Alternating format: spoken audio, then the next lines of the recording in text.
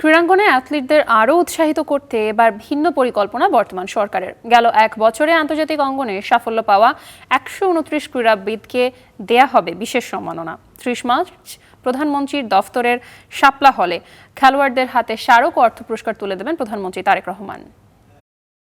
গেল 12 ফেব্রুয়ারি ত্রয়োদশ জাতীয় সংসদ নির্বাচনের পর নতুন প্রধানমন্ত্রী তারেক রহমানের নেতৃত্বে গঠন হয়েছে নতুন সরকার। সরকার দলীয় নির্বাচনী ইস্তেহার অনুযায়ী ক্রীড়াক্ষেত্রে উন্নয়নের কাজটা শুরু হচ্ছে 129 ক্রীড়াবিদকে বিশেষ পুরস্কার দেওয়ার মধ্য দিয়ে। 25 যে জানুয়ারি থেকে শুরু করে আজকে পর্যন্ত যারা সাফল্য অর্জন করেছে, আগামী 30 মার্চ সকাল 10টায় আমাদের মাননীয় প্রধানমন্ত্রী জাতীয় ক্রীড়াবিদদের বেতন কাঠামোর আওতায় এনে ক্রীড়া ভাতা প্রদান কার্যক্রম উদ্বোধন। ক্রীড়াবিদদের বেতন কাঠামোর আওতায় আনা হচ্ছে বিভিন্ন ডিসিপ্লিন থেকে। পর্যায়ক্রমে এর সংখ্যা দাঁড়াবে 500-তে।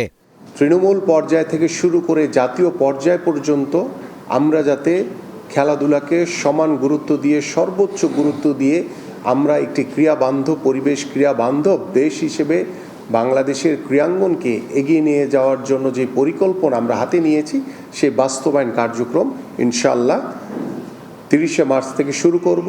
20 ডিসিপ্লিনের মধ্যে অন্যতম সাফ জয়ী নারী ফুটবল দল আর বিশ্বকাপ ও এশিয়ান চ্যাম্পিয়নশিপের পদকজয়ী নারী কাবাডি দল।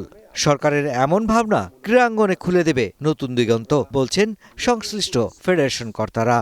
এই উদ্যোগটা একটা ইউনিক উদ্যোগ ছিল এবং আমি মনে করি যে এই উদ্যোগটা আপনার অত্যন্ত প্রশংসনীয়। মাননীয় প্রধানমন্ত্রী মহোদয় এবং মাননীয় ক্রীড়া প্রতিমন্ত্রী মহোদয় এই উদ্যোগগুলিকে আমরা স্বাগত জানাই, সাধুবাদ জানাই এবং তাদের প্রতি কৃতজ্ঞতা জ্ঞাপন করি। এবং একই সাথে বলতে চাই, ফুটবল ফেডারেশনের পক্ষ থেকে এই ধরনের উদ্যোগ নিঃসন্দেহে ওভারঅল ফুটবল এবং ক্রীড়া ক্ষেত্রকে এগিয়ে নেওয়ার জন্য সাহায্য করবে।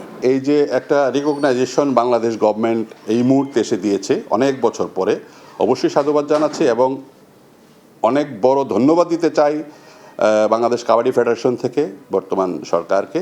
ফুটবল, ব্যাডমিন্টন, কাবাডি বা অন্য যে কোনো ডিসিপ্লিনের তুলনায় আর্থিকভাবে ক্রিকেট সচ্ছল হওয়ায় আপাতত ক্রিকেটারদের রাখা হয়নি ক্রীড়া ভাতা প্রদানের সে তালিকায়।